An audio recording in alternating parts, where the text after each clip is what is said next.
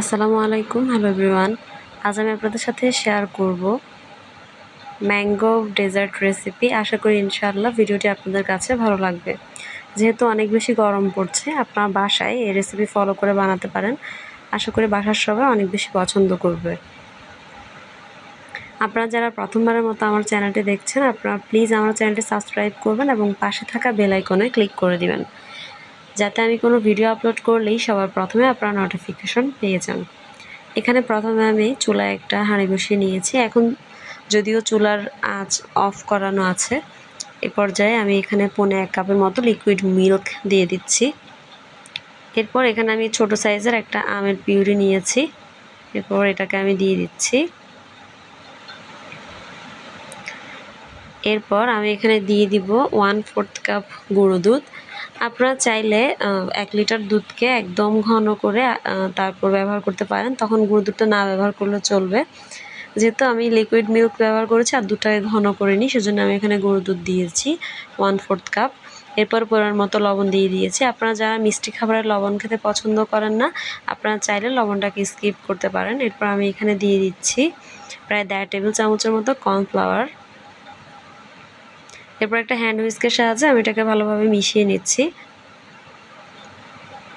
আপনাদের সাথে আগেই শেয়ার করে নিই, আসলে মূলত আমি এই রেসিপিটা বানিয়েছিলাম আমার মেয়ের জন্য পুডিং বানাতে, কিন্তু দুর্ভাগ্যবশত কর্নফ্লাওয়ার হয়তো কম হয়েছে বা 1.5 মাস যেহেতু হয়ে গিয়েছে কর্নফ্লাওয়ার খুলেছি, হয়তো এই জন্য এটা ভালোভাবে সেট হয়নি। তো পরে আমি এটাকে অন্যভাবে গ্লাসে সার্ভ করেছি, মানে ডেজার্ট হিসেবে। তো আমি এখানে 1/4 কাপের মতো চিনি দিয়ে দিলাম। মিষ্টিটা আপনাদের পছন্দ অনুযায়ী বাড়িয়ে বা কমিয়েও নিতে পারেন। আমার আমটা এমনিতেই অনেকটা মিষ্টি ছিল, আমি 1/4 কাপ থেকে কিছুটা কম দিয়েছি। তো চুলার আঁচটা আমি জ্বালিয়ে দিয়েছি সব কিছু মিশিয়ে নেওয়া হয়ে গেলে। তো এটা এখন আস্তে আস্তে ঘন হতে শুরু করেছে, যেহেতু কর্নফ্লাওয়ার দিয়েছি।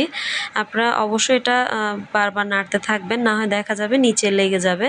নিচে লেগে গেলে দেখা যাবে এটার টেস্টটা একদমই ভালো আসবে না, খেতে ভালো লাগবে না। এজন্য এভাবে স্প্যাচুলা দিয়ে বারবার আমি নেড়ে দিচ্ছিলাম। এভাবে নাড়তে নাড়তে আপনাদের কাছে যখন কনসিস্টেন্সিটা ঠিক মনে হবে এবং এটা ভালোভাবে ঘন হয়ে আসবে, তখন আমি এটাকে চুলা থেকে নামিয়ে নিব। আমি মোট এটা চুলায় রেখেছি প্রায় 8 থেকে 10 মিনিটের মতো। এরপর আমি এটাকে চুলা থেকে নামিয়ে নিব যখন এটা ভালোভাবে হয়ে আসবে।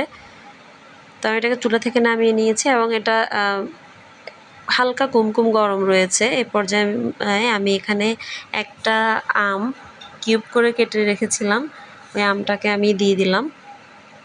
তা আমটাকে এখন আমি এই মিশ্রণের সাথে ভালোভাবে মিশিয়ে নিচ্ছি। যেহেতু আমি এটাকে পুডিং বানাতে চেয়েছিলাম, আনফরচুনেটলি এটা পুডিং না হয়ে মানে একটু লিকুইডই টাইপের হয়ে গিয়েছে, এজন্য আমি এটাকে গ্লাসে সার্ভ করেছি।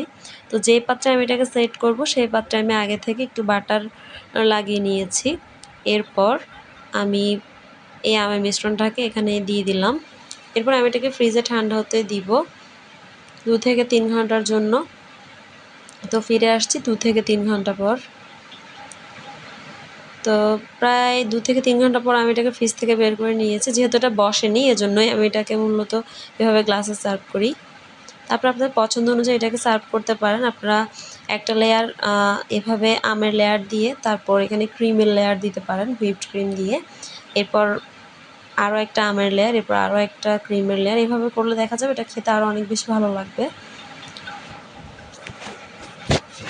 তো আমি হুইপ ক্রিম দিয়ে আর করিনি, আমি এভাবে এটাকে সার্ভ করে উপরে একটা চেরি দিয়ে এটাকে ডেকোর করে নিয়েছি। আশা করি আজকের রেসিপিটা আপনাদের সবার কাছে অনেক বেশি ভালো লাগবে।